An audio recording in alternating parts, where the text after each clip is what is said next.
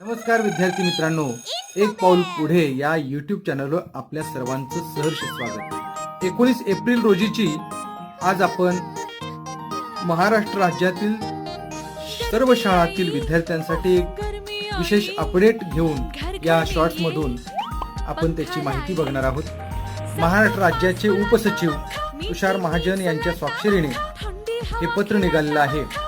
राज्यातील सर्व शाळांमधील विद्यार्थ्यांना शाळेत उपस्थित राहण्यापासून सवलत देण्याबाबत आणि ही सवलत राज्यातील उष्णतेचा वाढता धोका, उष्णतेची लाट आणि त्याचा दुष्परिणाम विद्यार्थ्यांच्या आरोग्यावर होऊ नये यासाठी राज्यातील सर्व शाळांतील विद्यार्थ्यांना दिनांक 22/4/2024 पासून शाळेत उपस्थित राहण्यापासून सवलत देण्यात येत आहे।